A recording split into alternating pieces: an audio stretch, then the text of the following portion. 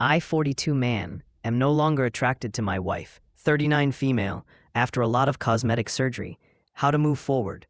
I've been with my wife for 20 years, and for most of that time, I thought she was the most beautiful woman in the world. I never even glanced at another woman. She was perfect to me. About 5 years ago, she started getting Botox. I didn't think she needed it, but I respected her choice. I noticed her smile changed. It didn't light up her face like it used to, but I kept quiet because she seemed happier. Then came the lip fillers. I told her I didn't like them, that her lips were perfect as they were, but she went ahead anyway. Kissing her felt different, almost like kissing a stranger. After that, she got cheek fillers, a nose job, despite my pleas not to, and then something done to her eyes that made her look almost feline. Most recently, she went from a lovely B cup to an F cup, and I couldn't help but feel overwhelmed by the changes. In this time, she also lost weight, dropping from 147 pounds to 112. The makeup she wore transformed too, becoming much heavier than before. I felt awful admitting it, but I realized I wasn't looking at my wife anymore. I know I've changed too. I'm not the same guy I was 2 decades ago, and I've aged, but I still loved her for who she was. I couldn't understand why she felt the need to change so much. She was doing well at work, and life was good. She used to get a lot of likes on her selfies, but now her followers had dropped, and her last post barely got any attention. It seemed to affect her deeply. I tried to ask her about it, but she just said she wasn't happy with how she looked, and believed she looked better now. I suggested therapy, hoping it might help her, but that didn't go over well. I made excuses about being tired or just getting older, but the truth was more complicated. Then she told me that if things didn't change soon, she wanted to open our relationship. I felt a wave of relief wash over me, which made me feel guilty. I love her deeply, and if it came down to choosing between staying with her without intimacy or losing her altogether, I would choose her every time. But what about my attraction? Is it something I can retrain myself to feel? Should I just push through and try to force intimacy? I'm at a crossroads, unsure of how to move forward, while still cherishing the person I fell in love with. TIFU, I got scammed and they have my nudes. I don't know what to do. Hey everyone, I really messed up and I don't even know where to start. I fell for a scam and now they have a video recording from a call that shows my face. They also have access to my friend list. Now they're threatening to share everything unless I pay them money. I blocked them on all platforms, but they keep reaching out from different numbers, saying they'll ruin my life. Honestly, I'm terrified.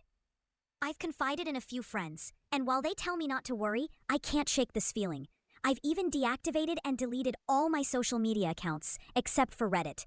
It feels like everything I've worked for is on the line, and I can't believe I let this happen. I'm reaching out because I feel scared and lost. If anyone has been through something similar or knows how to handle this situation, I would really appreciate your advice. I just want to find a way to move forward. Am I the bad guy for ending my marriage permanently after learning my husband was sleeping with 2 other women and got one of them pregnant? I'm a 29-year-old woman who has been married to my husband Kyle for 8 years, and we have 2 wonderful children together. About 8.5 months ago, things took a turn for the worse. Kyle seemed completely checked out of our marriage. He was self-sabotaging in ways I had never seen before, getting into serious trouble at work, which ultimately led to him getting fired. He quickly found another job but was put on notice there too. He became distant and cold, not just with me, but with our kids as well. I tried to communicate how his behavior was affecting me and our family, but nothing seemed to work. It became clear that I couldn't continue in this way, so I asked for a separation. Surprisingly, this seemed to wake him up. He begged me to give him another chance, and I agreed to a 6-month separation, during which I wanted him to attend individual therapy. After that, we could consider couples therapy. Kyle promised he would work hard for us. He found a therapist within a month and kept assuring me that he was committed to making things right. We even started couples therapy together last month, and I thought we were on the right track. But then, just 2 weeks ago, everything changed. I discovered that he had been sleeping with 2 women from his new job, and one of them was pregnant. The moment I found out, my heart sank. The pregnant woman reached out to me, providing enough proof to confirm her story. Kyle explained that he was still self-sabotaging and didn't believe I would actually take him back. He swore he would do whatever it took to regain my trust, but having a child with someone else felt like a betrayal I couldn't overlook.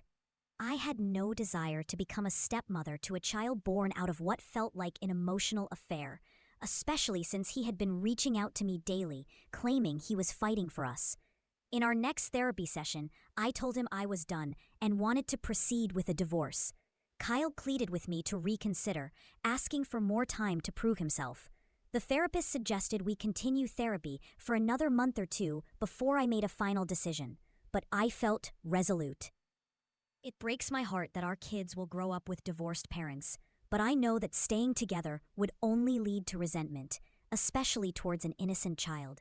I worry about the drama that will inevitably arise from the situation with the woman Kyle got pregnant. I want to set a good example for our kids, and I fear that staying in a marriage filled with unhappiness would do the opposite. Yet, I can't shake the feeling of guilt for making this decision, especially considering how hard divorce can be for children. I wonder if I'm not giving the therapist's advice enough weight, but I just can't find the strength to fight for us anymore. Am I the bad guy for wanting to end my marriage after everything that's happened? Am I the bad guy for laughing at my mom's BF for the birthday gift he gave her? A few years ago, I found myself in a bit of a pickle with my mom's boyfriend, Nick. At the time, I was 23 and had just landed my first job. With my mom's birthday approaching, I wanted to give her something special, something bigger than I had in the past. My mom has always loved to sew, but her sewing machine had broken a few months earlier. So, I decided to surprise her with a beautiful and new sewing machine adorned with flowers, something I knew she would adore. The day before her birthday, while I was getting ready for work, Nick was visiting. He lives about 4 hours away, so he's not around often. I mentioned to him that my gift was arriving that day and started looking for a place to hide it. Nick, in his infinite wisdom, suggested he could just tuck it away in a drawer. I told him it wouldn't fit, and when he asked what I had bought, I proudly told him it was a sewing machine. To my surprise, he burst out laughing. He insisted that a sewing machine wasn't an appropriate birthday gift and that I clearly didn't know my mother well enough. I was furious. I'm very close to my mom and felt like I knew her better than anyone. So I just left the room, fuming. Fast forward to her birthday, and my mom absolutely loved the sewing machine. She had been thinking about getting a new one since hers was broken, and it turned out she had her eye on the exact model I bought. The next day, I couldn't help but share what Nick had said about my gift. My mom chuckled and revealed that they had argued about it because she knew he didn't think much of my choice. Later that evening, we went out for drinks with my brother, Nick, and some of her friends. During the festivities, I asked my mom what Nick had gifted her. She casually mentioned that he had given her lingerie, a bra and a thong. At that moment, I couldn't contain my laughter. I turned to Nick and said, "After that speech you gave me about sentimental value and not knowing my mother, you gave her lingerie." I was practically rolling on the floor laughing. While most people were too busy enjoying themselves to notice, I could see Nick getting visibly embarrassed. He tried to defend himself, but I just kept laughing. And eventually, he gave up. Since that night, he hasn't spoken to me at all.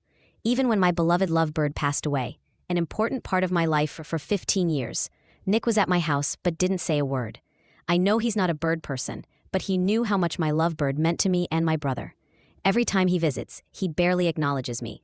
Just the other day, I walked into the living room, and while my brother greeted me, Nick only said, "Hi, sweetheart," to my dog, who was trailing behind me. So, was I the bad guy for laughing at him for his birthday gift to my mom?